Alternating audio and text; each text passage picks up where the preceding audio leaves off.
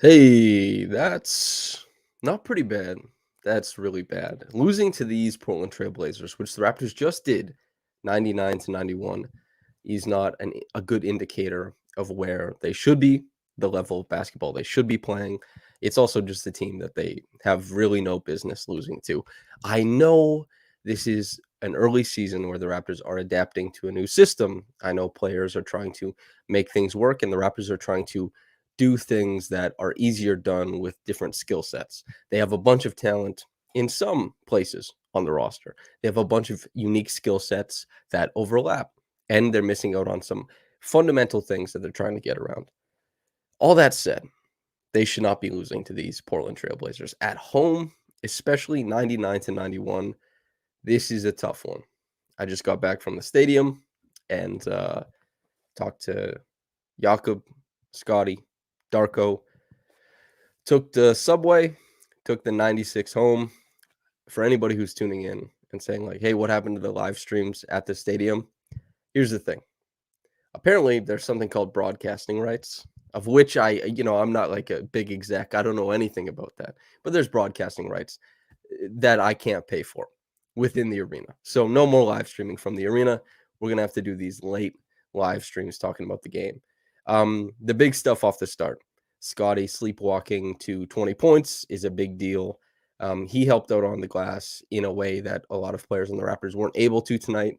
I thought that Gradey showcased a ton of stuff, really impressive stuff, particularly putting the ball on the floor in this game, where last game he wasn't forced to put the ball on the floor very often. He was just shooting. So he got more pressure at the point of attack, or at the point of the catch, I should say.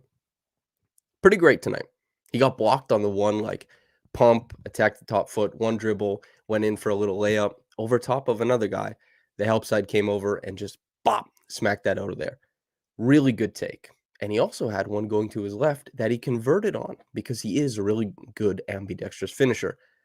And my goodness, I'm really happy with those two. Scotty, not his best game. I think a lot of people will remember, and I'm not going to fight the Pascal clutch time uh, dialogue or anything like that, but Pascal in clutch time, a lot of the missed shots, he gets to a decent spot and misses like a little touch shot. I'm sure that'll make sense for a lot of people. You're thinking that makes sense. Scotty, in the history of his clutch time stuff, has not missed that many touch shots. Tonight, Scotty, I think he missed 5 shots in the fourth quarter. I feel pretty great about the shots he took. The pull-up 3, no, but as far as, like, getting downhill, he was just missing layups and stuff like that. The most important indicator is that Scotty got downhill late, got to spots late, and he'll make those shots in the future. It's not a worry, but he did miss them tonight. And the Raptors as a whole, man, they struggled a lot trying to target the Blazers smaller, well, not necessarily small guards, but they're smaller players in mismatches. They also, this was, I think, I haven't seen the numbers, but if I had to guess, this was the least amount that they've passed in a game because they were leading the league in passes per game coming into this one. There's a lot of stuff that's up in the air with offensive flow. To start the game, it was going really well because they were in transition. Pascal scored, I think he started 3 or 4 from the floor, most of those looks coming in transition early, and the Raptors doing a really good job of really making, in particular, Scoot Henderson, they're applying a lot of pressure to his dribble. He doesn't have the jumper to shoot over top. He did come around in this game. I think this is probably by the numbers Scoot's best game as a pro. He hasn't played that many, but it was still 4 of 12. He missed 6 3-point shots, and he had 4 turnovers. The Raptors, and Shaedon Sharpe had 4 turnovers as well. The Raptors played pretty good point of attack defense. 99 points in a game is nothing. The Blazers aren't going back and saying, hell yeah, we won this game on offense. They're saying we won this game defensively. And something to talk about is the lack of half-court punch. Talked to Jakob about it. He mentioned that the Raptors are a team that is just sometimes doing something to do something, that these cuts aren't in concert with one another. And so just to lay out the floor, if anybody is interested, and this is somebody suggested that I should have a little whiteboard like to do the coaching diagrams. I wish I did at this point. Maybe I will, at a different point in the season. But so what shake action is in a pick and roll is the guy on the weak side. It sounds complicated. It's not. He lifts in concert with the pick and roll so that you're moving a guy who could tag the roller up higher onto the floor. And that's just a really simple example of making a cut in concert with the primary action. And the Raptors, while I think Jakob is correct, like they're not always nailing the timing of these cuts. I also think some of these cuts don't go anywhere because, and here's the thing, um, no team really fears the Raptors shooting. And that's the tough part. You can lift to above the break, but if you're not a really great shooter, the defense isn't going to lift with you. They're going to stay in the gap and they're going to wall off the drive. So these are the really tough things. I asked Jakob about that. I said, hey, and I tried to be really polite about it, but you don't have the personnel, you don't have the reputation as shooters, and teams are going under. You, Jakob, as the trigger man on these split actions, you see teams going under. Like, what is the solve, do you think? And he mentioned, like, working a little bit harder at setting a better angle for the screen, doing a better job of rescreening at times. And while I think that's something you can do, I think that the most important thing is that the Raptors are not dynamic enough at the point of attack offensively. I asked this about Darko as well, is that, point 0.5 offense is about creating advantages at the back end of the offense, right? Like point 0.5 is not a primary action ethos. That isn't the guiding principle of getting downhill, all that kind of stuff. It's okay, we take a small advantage and through quick decision making and the right decision making, we make that into a bigger advantage. This compounds over the portion of the possession, the first, I don't know, 7 seconds on the shot clock. And by 9 or 10 on the shot clock, we have ourselves like a cut. Somebody's catching below the free throw line. They have momentum. They have their dribble. Maybe they get to the rim. At least they sink the defense in. They can pass out to the corner. You get side, top, side action. All this kind of stuff might happen. But that's 0.5 offense. The Raptors don't really have the primary actions to kick plays off that stress defenses out. And as the Raptors tonight had 75 per 100 possessions, that's their half court, points per 100 possessions. That's the fourth game that's been under 90. That's the third game that's been 76 or under. This is, people can say like it's early.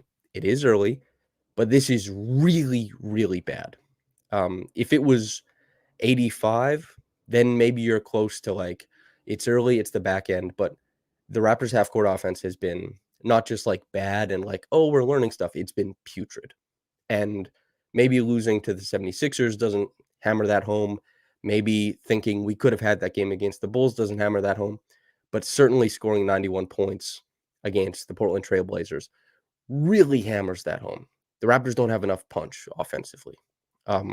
It's a work in progress, as the players have said, as Darko has said, and as some fans will say. And hopefully it gets better going forward. In the early part of the season, though, you can't excuse it away. The games are being played. Their record is affected. The offense is really bad right now. The good thing, as I mentioned at the start, Scotty Barnes doing just like a phenomenal job guiding transition offense, getting to 20 points again, helping out a ton on the defensive glass, and like getting to those offensive rebounds too. He had 4. The assists weren't really there tonight, and that's probably a reflection of the Raptors shooting overall, right? They shot 4 of 29 from downtown. This is kind of the way regression works. It's not like, oh, the Raptors are maybe going to be like a 35% shooting team from downtown this year. They're going to shoot around that, in a lot of these games. It's like, no, the Raptors shot 53% against the 76ers. They're not a 53. They're not even going to be above 40% shooting team. And tonight they go 4 of 29. That's the percentages balancing themselves out. And it has been completely like you're just whipping back and forth from the first game to the second to the third to the fourth. We're seeing these giant leaps across the board from just incredibly efficient shooting the 3 ball to just, oh my God, putrid, terrible. It's something that the Raptors will have to deal with. And other teams, case in point, the 76ers and the Timberwolves are like, if you're going to shoot really well from 3, we're going to see it because you're going to have to shoot. We're going to go under stuff. You're going to have to keep the play above the break. Darko mentioned as much that passing has to be downhill. Passing has to get people into the paint. We need paint touches. Passing for the sake of passing, boom, boom, boom, above the perimeter doesn't really do much. The Raptors have been doing a lot of it's not dangerous passing. It accomplishes nothing to the defense except to move the ball into somebody else's hands. And they after this game, they might still lead the NBA in passes, but I think they will definitely be leading the NBA in the worst half court offense. And this is all stuff they have to navigate. The Blazers did a pretty good job. They have heady, like Scoot Henderson might not be that guy, but as far as the guys that are walking out there, you're talking about Tybal, Jeremy Grant, Shaden Sharp, Scoot, Malcolm Brogdon, Kamara. I thought, and Jabari Walker, I thought both had like really impressive defensive games. Both, their impact was felt on that side, less so on the offensive side. But they played pretty heady defense against this Raptors squad, and they deserve credit for it. They have a lot of length to throw it there. Even Scoot, who is a shorter guard, and he really has to navigate his finishing troubles with that height, even as athletic as he is. But Shaden, there's a lot of wingspan. Scoot, there's a lot of wingspan. Brogdon, you still got wingspan. He's still a heady guard, especially in help side stuff. Jabari Walker, Kamara, Jeremy Grant, Matisse Thybulle. Like, Ayton didn't dominate the defensive side of the floor, but he certainly did enough as the center of it and like cleaning up. Ayton was there to, yes, he's going to block a couple shots. I think he had 2 blocks tonight. But the biggest thing is that in this game, the Blazers are sending a lot of help in the gaps. They're sitting in them with length. They're going to bother passes and make you want to keep passing just one pass away because that's safer. And like Shaden had 3, right? Like Shaden had 2 steals. Scoot had 2 steals. They did an okay job, I guess, but the Raptors just weren't dangerous passers.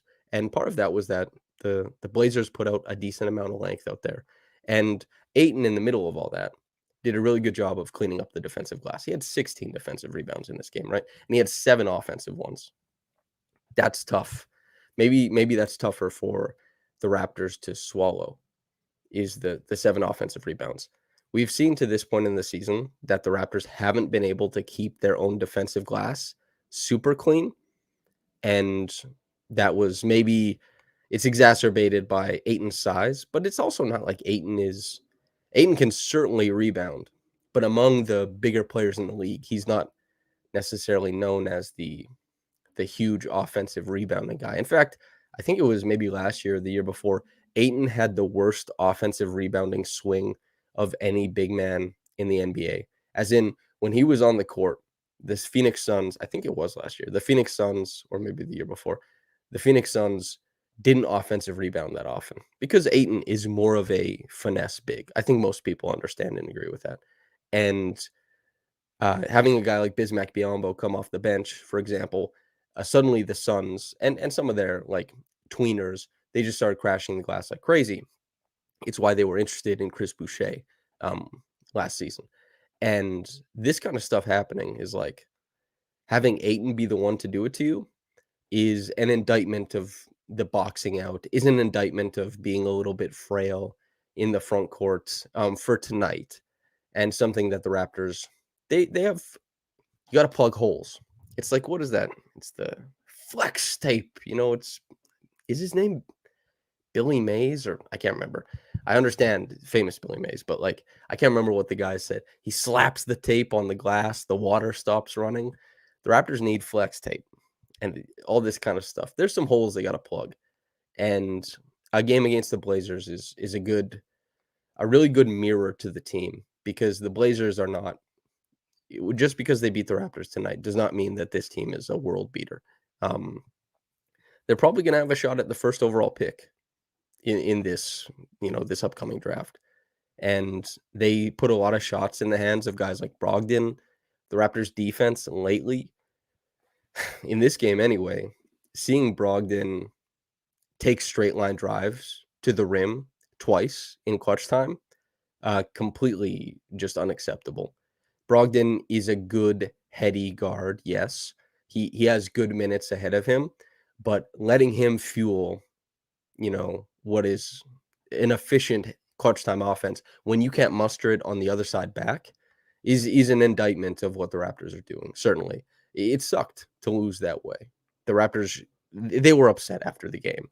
Scotty said as much. He said this was one we thought we could get, and certainly because you're playing. We don't have to see much of the season to know you're playing one of the worst teams in the NBA, and the Raptors at 1-3 now. They have to do their best to the rest of the season compel people not to eagerly say they might be one of them when they look at the offensive level of production. We have a listener question from Nesta. Would I like to see the Raptors acquire Brogdon, and for who? I think I don't think the way out for this team is trading for guys who I just don't think it's trading for guys to improve them for this year. I think this team has to be really mindful of the future. And I know that might run against things and what people say because the Raptors don't have their first round pick this year. That the term is sunk cost fallacy, right? Just because a decision was made in the past, you can't make other decisions that might not be good to try and make that past decision look better. I think it would probably be, unless they can get him for like a second round pick, which they won't be able to, then I think the Brogdon trade, I think they should just leave that alone. If there are trades to be made, if I had to guess, they're going to be more so the type that shows you the timeline is maybe in the future. Yeah, I know they have their first round pick if they get a top 5 pick. But we'll see. The point stands, right? Is like if they're trading for Brogdon, they're trying not to have their pick. You know what I mean? I guess we'll see what happens. But yeah, the Raptors, they're still struggling offensively. I kind of laid out some of the structural stuff that's going wrong. Some of the good stuff we saw on the offense tonight was Dennis and Pirtle had a few of their best pick and rolls tonight. There were a couple Pascal Siakam post-ups that worked out quite well. Late in the game, we saw 3 very successful ones, and that was the Raptors, I guess, best offense late in the game, but bad offense overall. Pascal got a few more post touches in this game, got a couple more touches with a screen above the break in this game, and obviously people will notice, like Pascal going from 8 shots to 20. That's 21, a big jump in shots, obviously, from last game to this game. Darko made a joke before the game that Pascal will take too many shots and that the media will complain after complaining that he took too few. I think most people are pretty comfortable with Pascal taking 21. I'm sure there's some people. I see a lot of different opinions popping up in the chat and over the course of my day, just seeing people respond to my work that some people probably don't want Siakam taking very many, but I think most people are okay with Siakam on any given night, probably sitting between like 13 and 25, 25 being very high.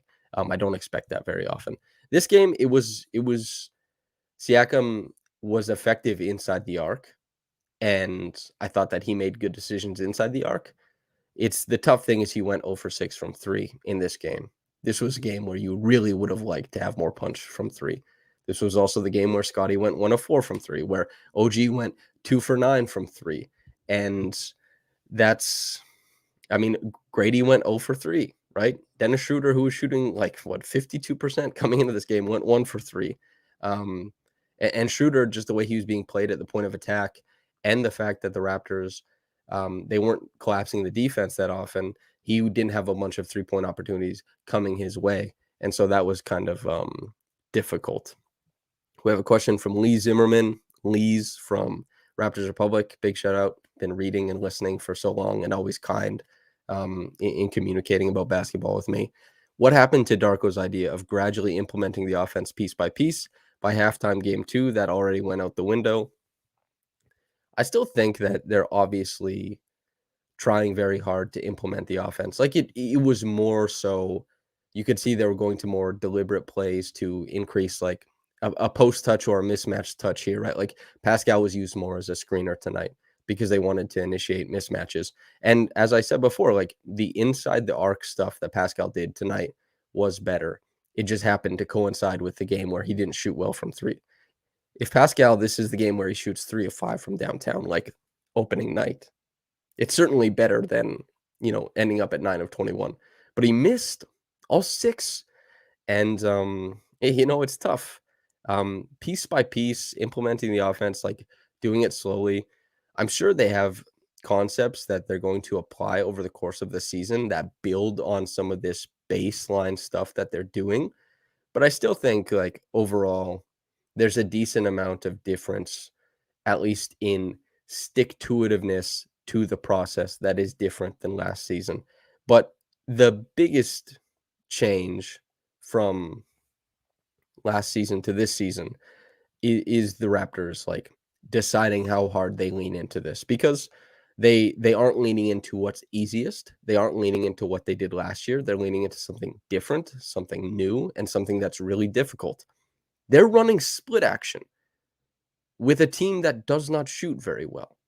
This is You have to, like, hammer this over teams' heads. You have to be so fine in the detail of, like, rescreening, slips, timing, angle of screen, because guess who runs a predominantly split action offense? There's, like, 2 teams in the NBA, and one of them is the Golden State Warriors. And the reason why Steve Kerr, when he got hired, changed them from Mark Jackson's pick and roll Warriors to a split action team is because of the immense, insane amount of shooting they had and the right trigger man in Draymond Green. The Raptors have no such shooting. Split action is primarily used to get backdoor cuts because teams will overplay the shooter popping out top. Or they're going to give the ball to the shooter popping out top. And if he has a shot, great. If he doesn't, you filter into a pick and roll or a dribble handoff with the guards and the guy who was just making the decision in the split action. That's what they do. The other team is some of it is like more dribble handoff based because Sabonis is more dangerous as a keeper option than Draymond Green, and they can filter into some post up stuff more often than the Warriors do. But Domantas Sabonis and the Kings, they run a lot of split action as well. Guess what? De'Aaron Fox, Malik Monk, Kevin Huerter, Keegan Murray. It's like shooting the basketball. And they have good catch and shoot shooters. They have elite movement shooters. They have guys who can shoot off the dribble.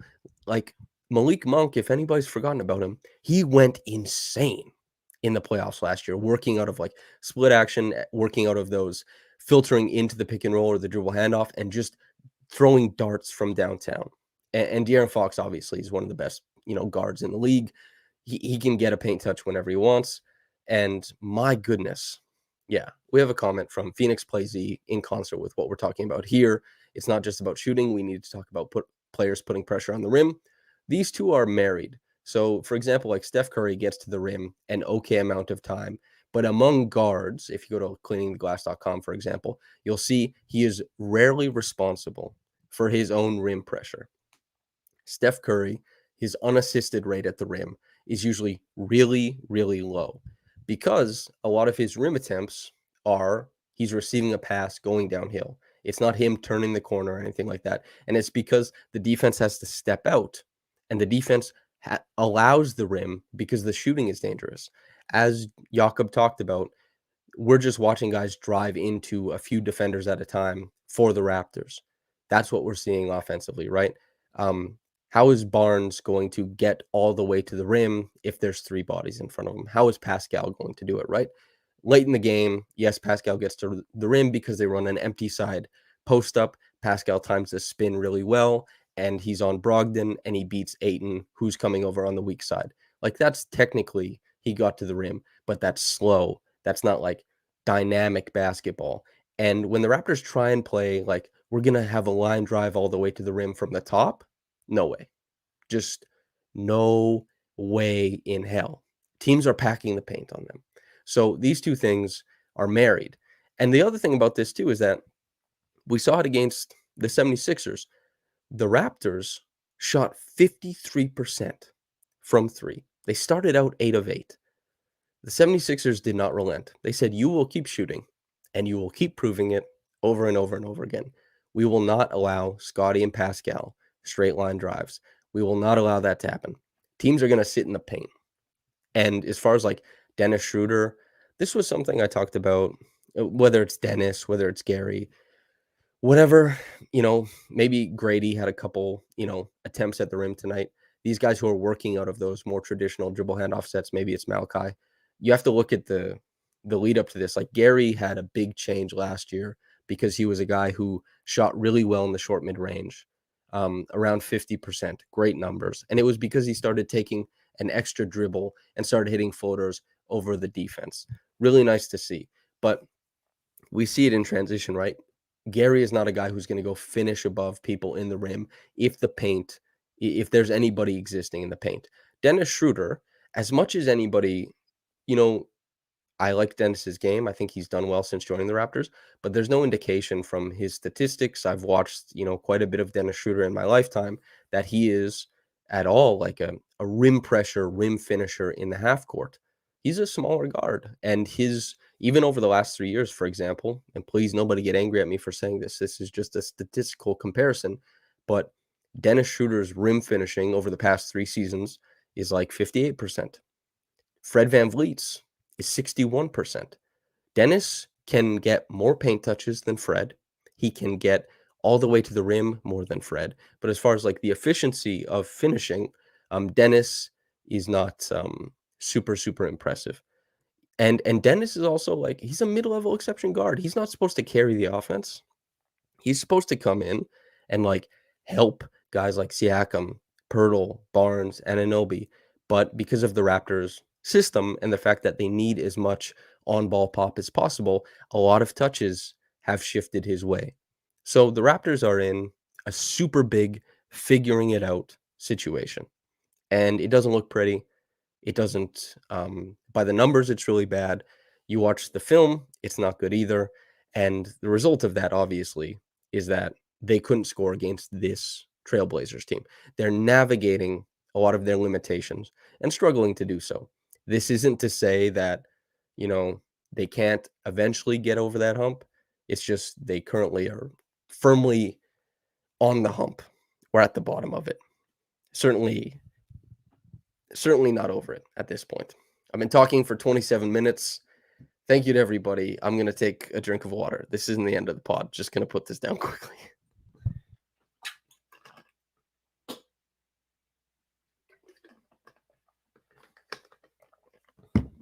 All right, and we're back. So defensively, I thought the Raptors, in case anybody is coming late to this, I thought the Raptors did a really good job of pressuring the guards. Shaden, I thought, had like a tough game against these Raptors. Scoot, I thought, had a tough game against these Raptors. And Malcolm Brogdon had the best pacing to deal with this Raptors team. I thought he picked really good times to punch gaps. I thought he picked like his pacing on these screens was really good. He knew when to pull up. He knew when to probe. And he helped make everybody more dangerous. Like him giving you 21 and 5, off the bench was huge. He played almost 30 minutes. But overall, I thought the Raptors played good defense against probably maybe the worst offense they've faced so far this season. And they maybe only faced one good offense so far this season. The Timberwolves, I think, will be okay by year's end, but they now have Jaden McDaniels. We didn't see him on opening night. The Bulls, I think their offense will be below average. The 76ers probably above average. And tonight, I don't expect the Blazers to be like a really good offense. Here's another question from Lee Zimmerman. What was Darko referring to? When he said, quote, "We can't let individual problems overtake the collective good, and we have to stick together." Yeah. So as you said, this is paraphrasing. He afterwards was asked to follow up by Aaron Rose. Is there anybody who is putting like the individual stuff? Is this a point of tension? And he said, no, not really. So yeah, I think this is just a case of words. Sometimes those guys get up there and they just talk about like togetherness. We need to be more together. And that doesn't mean that they necessarily have a guy in mind who's stopping the team from being together. I don't think that's Pascal related. Now, the selfishness debacle, you shouldn't be using the term selfishness to describe your team all the time. I always really disliked selfishness being used as a buzzword because calling players selfish is like that's you can't unring that bell. Now saying like, "Oh, we need to play together a little bit more," is a lot more vague. It has a lot less bite to it. So I don't think it's anything bad as far as like what Darko was saying. We have from Vegan Grass, it's a Siakam and Dennis issue. I wondered if this might happen where, we're 4 games into the season. Last season, everybody said it's this guy's fault. Everybody said it's this guy's fault. And 4 games into the season, it's Siakam and Dennis. Um, maybe, or maybe the Raptors haven't built the best team they possibly can, and that you have to be intentional and you have to be really smart about how you build a team.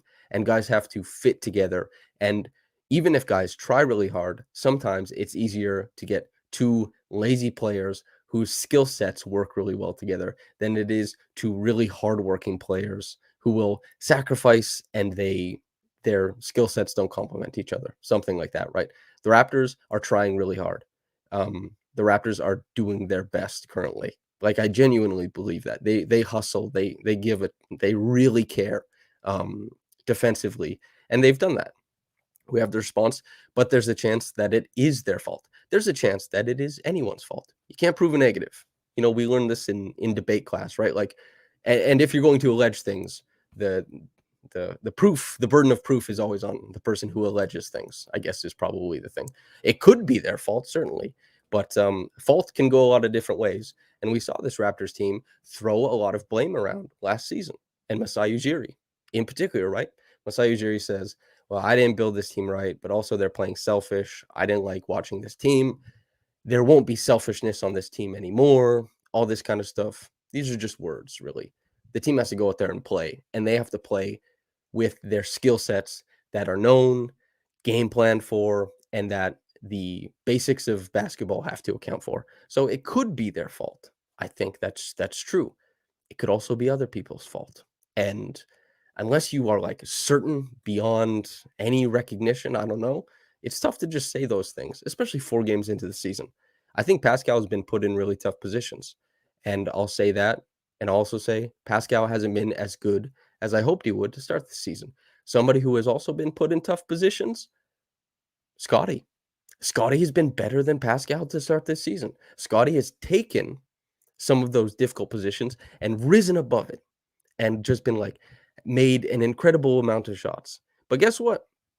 Scotty started like was he like 6 of 9 in this game? He finishes 8 of 19. It's because he's being put in a lot of difficult positions that he goes like 2 of 10 or 2 of 9 down the stretch. So it's not Scotty's fault. Scotty is a player trying to hit shots. Scotty's a player trying to create in, confined spaces. He's trying to work out of a broom closet the same way Siakam is. And both of them struggled tonight. Scotty has been better overall. That's great to see because Scotty's the future. But these guys are being put in tough positions. I think it makes more sense to talk about the limitations overall instead of pinning it on one guy. I never liked that. That happened last season, and the dialogue around the Raptors was poison. And even amongst fans, people who probably who not in person probably, but people who talk about it online are like, I wasn't having fun talking about the team because everyone was so angry all the time. And everybody was in a camp about this player or this player. It's like, I don't know their team. If they're going to talk about sticking together and all that kind of stuff, I think people have to be mindful. Now, of course, you don't have to be. You can talk about the team however you want. But as far as me looking at this and responding, that's what I think about that. We have a question or just a statement from Jason Thorne. Also, let's be positive. The Heat are 1-3. It's just 4 games in. That's 1-3 is not a death knell. I think people are mostly worried that the Raptors just lost to what is going to be one of the worst teams in the league, and the fact that the offense has not had more than like a successful run of 4 minutes. It's okay to look at the process and be like, damn, it's not going well. It's okay. But as far as like ringing the alarm bell and saying the season is dead, no, too early for that. The Raptors have a really good defense. They play out in transition a ton. If they figure things out to even get to like I don't know, as any semblance of productivity in the half court, they're gonna win. I think they win more than 36 and a half games this year. They're over under. And like I think that they're gonna win games with that baseline of like having a really good defense, running out in transition a lot. In this game, it really hurt them that their defense wasn't able to close out defensive possessions because those defensive possessions, identified easily by when you look at the opening game against the Minnesota Timberwolves, the Raptors created a transition possession out of almost 50% of their defensive rebounds. Just grab it, push, push, push, push. That's good. That's good offense. And if the Raptors can't close out the defensive possessions, and DeAndre Ayton, for example, is grabbing 7 of those things on your head, that's 7, potentially like three or four less transition opportunities, which the Raptors do a really good job scoring at. These things feed into each other all the time. I like talking about half court offense as its own thing because it is. But as far as like basketball as a whole, your defense really leads into transition. Those two things are married incredibly well. Half court offense is just its own thing because it's a set offense against a set defense. That's the way it works. Even like in this game, we saw on live rebounds, a lot of the possessions that Siakam scored on or created an advantage on was he beat whoever was guarding him, in a lot of cases, Jeremy Grant up the floor, and he posted up and did early work to Malcolm Brogdon or Scoot Henderson or something like that and created an opportunity for the team that wouldn't be there early in the clock in the half court, right? So if you get a stop, you have a lot more opportunities. And the Raptors, they will get stops. They will have opportunities going forward, and they have things to build off to win in the future. They should have won this game. It's disappointing that they didn't. They shot 4 of 29 from 3. They didn't play the way that they needed to, and they know that. And they were disappointed after the game, talking to them. 4 of 29, I mean, they're not that bad, but that's so bad you can't even look away from it. But man, it's tough. A good question from Jason Thorne. Do I think the coaching staff will look at the starting 5? I don't think so. I thought heading into this season that I thought that this season we would see Gary Trent Jr. at shooting guard. And I thought the Raptors would really just say, like, screw it. Let's try and put Scotty at point guard. Maybe some possessions he's point guard. Maybe some possessions he's the small forward. Maybe some possessions he's like a big, whatever. But I thought they might try to do that to maximize the spacing. But I tell you what, I mean, Dennis, he didn't shoot it like he went 1 of 3 from downtown in this game. It's not the worst thing ever. It's certainly better than the team at large. But Dennis has shot the ball extremely well to start. I do wonder if the Raptors, and this is where it's tough because the Raptors are working out of the post, yes, but they're also putting the ball in guards' hands a lot. Like Dennis is in the starting lineup, yes. And in my mind, I was like, they're going to work off of Siakam and Barnes more and try and leverage their strengths and just put shooting around them. So Gary will go in the starting lineup. But they're not playing around Barnes and Siakam. They're playing around Jakob, right, in the starting lineup. And they're playing around Dennis. Dennis leads the Raptors in touches per game. That's like they're putting the ball into his hands. So if they want to play this way, I would much prefer Dennis get that many touches than Gary get that many touches because I think Dennis can do more things offensively and progress the offense into better looks more often than Gary does when they're playing this style of basketball. But if they were playing through Pascal and Scotty, really through the wings instead of through like these hubs, and post play, then I would prefer Gary. But if they're going to play this way, Dennis is a much better option than Gary. A question from Chrome Phoenix. Do you think Dennis 3-point shooting will regress to low 30 soon, or is he genuinely an improved shooter? It's hard to tell. I think Dennis has had a couple seasons north of like 37%, and there's a possibility we get one of those seasons this year. Do I think Dennis goes like north of 40? That would be incredible at this point. I don't think he's an improved shooter. He might have improved like markedly, but a guy who's in year 10 or 11, I can't remember which one it is for Dennis. It's more so about the positions he's put in. Like, is he taking open threes? Is he taking threes that meet him in rhythm? And he has been taking a lot of like rhythm threes. He has been taking a lot of open threes so far this season. He certainly isn't like one of those lead guards who sees a team, throw a different coverage at him or try to like shoot the gap on the pick and roll, and he's just going to launch from over top. No, I think Dennis probably is going to be a guy who shoots mid 30s from three. If you get any higher, I think that's probably going to be fantastic. I just, I just think Dennis, he's been good enough so far. If people are frustrated with Dennis, I get it, but you're probably just frustrated with the team, right? Dennis is a mid-level exception guard. These guys don't save your season. They don't save your offense, and they're not meant to. And if Dennis could save this offense, he deserves about $60 million a year. That's how good he would have to be, because this offense has been terrible. But yeah, another question, why hasn't Otto been used thus far? I think he's working himself into shape. And I think that's probably disappointing for some people, but that's the case.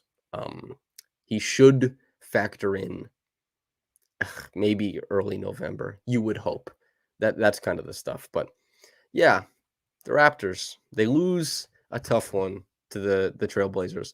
I do want to take some time. Let's talk about Gradey Dick. If anybody has any questions about Gradey development or usage or anything like that, feel free to ask in the comments. But I'm just gonna start myself off here. So Gradey gets pushed off the line in this game, does a really good job of moving the offense along, and no really fancy passes in this game. We could see a couple times where the Raptors, they didn't identify that Gradey was open on the perimeter. Like there was one where Pascal was pushing in transition, and this is something Scotty never misses on, by the way. Like Scotty is such a genius in transition. He knows exactly how to collapse the side. He knows exactly how to draw somebody in, and he knows like you have the live dribble and the defense is paying attention to you because you got to stop ball. Um, he knows where to get on the floor to open up the shooter he wants. He's not going to like drive and see how the defense reacts. He knows like there's a pressure point here. I'm going to drive the ball there and create this shot for maybe it's Gradey, Fred in the past or something like that. Maybe it's Gary, right? There was one where Pascal had a chance to very clearly collapse the defense and leave a drop-off pass for Gradey, and he didn't. That's something I think should be happening going forward, but that's just one play. Nobody use this as an opportunity to talk about selfishness, please God. And Gradey, he really does a great job moving off of guys. At the very start of the podcast, I talked about shake action, right? You could actually hear like when I'm taking pictures of the guys before with my little camera, taking pictures of the guys before the game. You can hear like Ivo Simovic like talking about, okay, we're gonna run shake, come out of the corner for Precious and Gradey, and they just want to time it properly with the drive that's happening to warm up. We see like time to take a clip out of context. Very good. Yes. We see guys working on that kind of stuff all the time. 45 cuts, for example, is like when the D is collapsing, when's a really good time to make a 45 cut? If a guy is driving, you're a 45 on the weak side. If a guy's driving and your guy kind of steps in to dig, oh, as soon as he takes that step to dig, get going to the rim because he's not going to track you. And not only that, but the defense, the low man is paying attention to the guy on ball. You're probably going to have an opportunity to like catch a live ball, put the ball down, and rise up to the rim. Probably if you time that 45 cut directly. The baseline cut, there's different times to time your baseline cut based on what your man is committing to. But a lot of these reads are based on like, okay, what is your man committing to? But there's also scripted reads, right? Like there'll be some scripted reads, like a shake is scripted because a shake isn't really about, okay, my man is committing. The shake is like, we want to move the defense and we want you to move the man. So in concert with the pick and roll that's being run, you got to shake up. You got to lift up the floor because we want to move the defense this way. A lot of guys who, after they shake, they can pump and go into a completely empty side for a wide open mid-range jumper. There's other stuff that comes out of that. But like, we're talking about a team that doesn't leverage its shooting very well and teams won't respond to it. And Gradey's already getting that response. The cuts he makes, you could see he's in play for a lot of those offensive rebounds, like tap outs. He tried to poster. I think it was Jabari. I think he tried to poster him. He got blocked regardless, but he went at the rim aggressively a few times. I love that. He was identifying the top foot as a driver. He knows what to look for when he's getting a hard closeout. He he impressed me immensely, and he got all the way to the rim a few times. Getting all the way to the rim is like a super big deal, and the same way that Pascal and Scotty can't because teams are loading up, Gradey teams are not loading up. Like the defensive response in against the 76ers was like, okay, we're gonna let him shoot. He shot the lights out. The defensive response was the Blazers was like, okay, we want to push him downhill, but we're not gonna bring help really. And he got all the way to the rim a couple times. He got blocked on the one, but the defensive response after that is that teams will start bringing help. This is where, for all the scouts who are paying attention, all the people who paid attention, anybody who listened to me talking to scouts about Gradey in the run up to the draft and then afterwards, he's an immense progressive passer. So if he starts getting that help at the rim, he'll make really good passing reads to cutters, to open shooters, to all that kind of stuff. And that was actually something that's a drill that a lot of NBA prospects get put through with the Raptors, with other teams, and Gradey with other teams and with the Raptors. One of the biggest identifiers of his future going forward was he made excellent reads, progressive reads after putting the ball down against closeouts, like looking at the weak side zone, winning that game of cat and mouse, just really identifying where the cuts are coming from, how guys are working with him. He'll be able to do that stuff. I'm really impressed, and I'm excited to see how he progresses. There's some stuff where he's going to see physicality at the point of attack, and when he's trying to get like over a screen, some guys are going to try and bully him. Like they're really, really going to bully him. And he's a slimmer guy, of course. Um, and it might take him a few years to start bullying back, but he's a big, like Grady's almost 6'9". You can't tell that much on the floor right now. Once he fills out in the upper body a little bit, I think it's going to be really, really evident. And so, yeah, I'm really looking forward to Gradey seeing defensive responses and meeting the moment over and over again. And tonight, I thought he made he just makes such high level decisions over and over and over again. He was very impressive tonight. And I was like more than impressed with Gradey in this one. And that's kind of the thing about like not getting hung up on expectations for the team is, if you don't get too upset with, losing to the Blazers, you can focus more on Gradey doing interesting and unique things, even in a game where he didn't shoot well. From Cujo the Urbanist, do I think Gradey should be getting more playing time? It's a small sample size, but he's looking pretty solid. I think I thought he maybe could have got more minutes in the first couple games, but as far as, and watching those first two games, I didn't feel like there was that much room for Gradey, to be honest. I think in regards to Gradey, I think Darko has really rode the line really well. 20 minutes tonight, that was about enough for Gradey. And he almost played 30 on Saturday. I thought that was probably the right amount too. Darko, I disagreed with having Jalen ahead of Chris in the first couple games, but as far as like how he's used Gradey, I think that it's been really great. I don't think Gradey should be playing like 30 every night. He When the game is working and he can, find his way to things and not get hunted defensively, I think, maybe you see like 24 to 30 minutes, depending on how the game's going, especially if he's shooting well. There's going to be some games where maybe it's like south of 10, right? And I think it's up to Darko to pull that switch or pull the lever when it needs to be that. But I've liked it pretty good so far. It's meaningful that he played more minutes than Gary tonight. Gary's pretty disappointing to start this season. And that's not a comment on Grady's ceiling or how good he's been for the Raptors in spurts in the past and all that kind of stuff. It's just tonight was a really rough one for him. Okay. From Phoenix Play Z, non-Raptors related question, but this has been boggling my brain around. But do I think it's fair to say a Dame AD core would break the league more than the Dame Giannis pairing just on fit alone? I think that the fit for the pick and roll is incredible, right?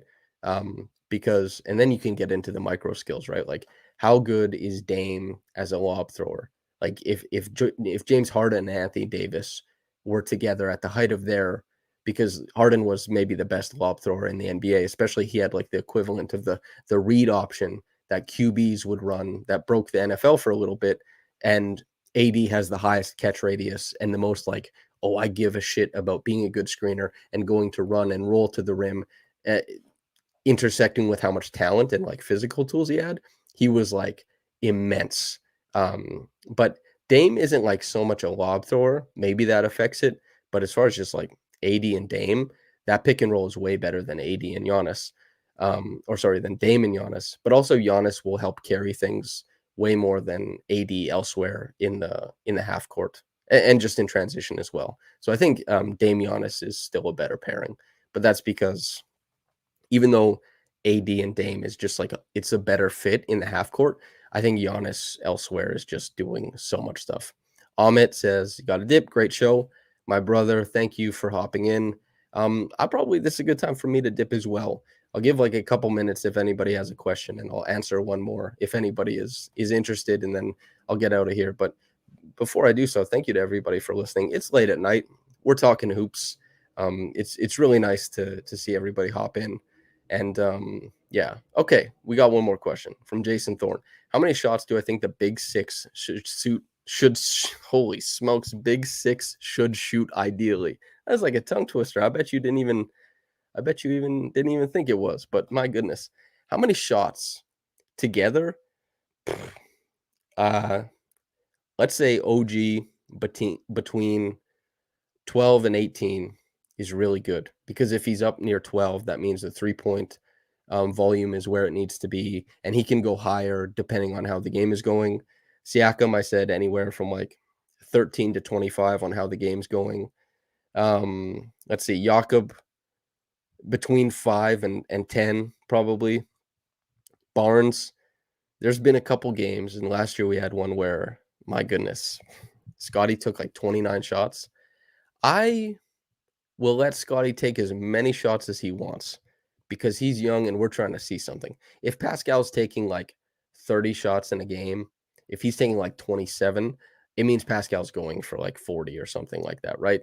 But if anybody is going to like turn it loose and we want to see who turns it loose, I want to see Barnes turn it loose.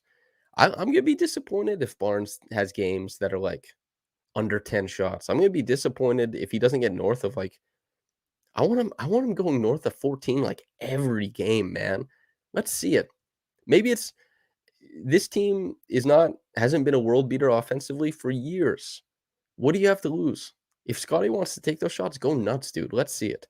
And then Schroeder, yeah, maybe between like 8 and 14 is good. This is maybe a little bit too specific, or maybe not specific enough. It was that type of question. I'm not sure exactly how to answer it. How many Pascal post-ups today? I didn't count those. I wasn't tracking those from the press box. So I'm not exactly sure. This was his highest volume post-up game, though, I will say for sure. We have a comment, no one is stopping Scotty running straight to the rim. Then why doesn't he do it every time, right? Because you can stop him running straight to the rim. Giannis, who is more effective running to the rim than Scotty, also has trouble navigating the half court sometimes, is because like you put guys in the lane. You can't just run guys over, even though Giannis does on occasion. The Raptors have to, in the future, pair Scotty with more shooting so that he can run into less congested lanes, because Scotty, he had that one take. He missed the initial look in transition and then got a putback. But my God, he just moved a guy. He got even with him with a live dribble, shouldered him out of the way, just went up at the rim. Scotty is a load to deal with. But even when guys have all that natural talent, you still have to put the right skill sets around them. You still have to play with those advantages and all that kind of stuff. Yeah, I'd love to see Scotty with like a whole whack of shots, because like, why not? Let's see it. We have a question. Can we talk about management? Oh man, we've been talking about management forever. If like the management conversations, I typically will have those on like the Pull Up Tray podcast or the Raptors Weekly podcast. As far as like talking about management after a game, I love talking about what's happening on the floor during a game. So not really the place where I'll talk about management, but I think critiques of management are fair. Like 100%. I don't have any problem with critiques of anybody on this team is fair, as long as they're done in good faith, explained properly, and aren't dehumanizing. You could critique management. I see a lot of people do it, and I agree with a lot of the critiques. Yeah. Okay. So, and a question: am I saying Scotty isn't being maximized next to Yak and skills? Probably not. Scotty has to, part of what Scotty has to do is play well enough to prove that, hey, build around me right now. I'm good enough to do it. He probably wasn't like a no-brainer build around guy. For some people, they think he was, and credit to you. He's really showing it now. Like, look at what I'm doing. It's in a non-ideal context. Try and put a more ideal context around me, and let's see what I can do. It doesn't happen with that many players, to be honest with you, right? Like, most players, teams will start building around them during their max extension or something like that. Like, Devin Booker wasn't built around on the Suns on his rookie contract. He was built around during his max extension. And Devin Booker is at this point, like, one of the best players in the league. It's only guys like Luka who immediately come into the league and are just an immense offensive engine, who during their rookie scale contract, teams are like, okay, we have to build around him now. We have to see what's going on. So are Jakob and Pascal the perfect fit? I probably not. I don't think so. But also he could improve in some ways and they could fit better. But I also really dislike the just put shooters around Scotty, and like the old Ben Simmons dialogue that people would say, oh, imagine if you just surrounded Ben Simmons with shooters. That wouldn't have worked. I think you have to be more intelligent. Like, I'm not saying this is what you're saying, of course, but I think like you have to build versatile, dynamic offenses that can do different things. You can't just like surround Scotty with shooters. It helps if the guys shoot, of course, but I would love, and I've talked about this before, I would love to see Scotty paired with like an elite pick and roll guard. I would love that, because Scotty is so good at working off of advantages that other people create, especially as a connective passer. And as we've seen, Scotty, the number one thing he's done in his career to this point is not creation, it's finishing plays. Like, Scotty, you put him in motion, you get him downhill when somebody's already shifted the defense. Are you insane? Are you crazy? He's going to feast. He's going to shoot 59% from the field. Like, yeah. I think Scotty's future is very bright, but we have De'Aaron Fox and Maxey as recommendations for guards to play with Scotty. I'd love to see either one of those. Yeah. There's a few guards who would pair really well. Unfortunately, none of them play on the Toronto Raptors. And unfortunately, Fred VanVleet wasn't that level of guard either. So we still have to wait to see it. I really hope I get to see it while I cover the Raptors, because Scotty's a special player and he plays a very unique brand of basketball. I'd like to see it weaponized in concert with somebody else's weaponization. Okay, that feels like a podcast. Thank you to everybody for hopping in. It's late night. We're hanging out talking hoops. Thank you for everybody kind of popping in and chatting. If anybody's interested, my written work, a lot of the best written work covering the Raptors is on raptorsrepublic.com if you want to go subscribe. If you're watching this video and you have the ability to like it currently, like that video, I think it helps spread it to other people. And honestly, like, the YouTube channel wasn't something that Raptors Republic prioritized that much. But since I've been doing more of these like video essays and the live streams, the subscribers have been going up quite a lot. So I think, like, let's try and get to 10,000 subscribers in a decent amount of time. If you want to subscribe, cool. Would appreciate it. The support is always appreciated. Live stream people, thank you so much for hopping on with me late at night. I appreciate it so much. To the people listening on the podcast version, thanks for tuning in. I hope you liked some of my insights. I hope you liked some of the insights that came from the chat, all that kind of stuff. I hope you enjoyed the listen. And finally, live stream listeners afterwards, whether you got into this in the morning or at night, have a blessed day and goodbye.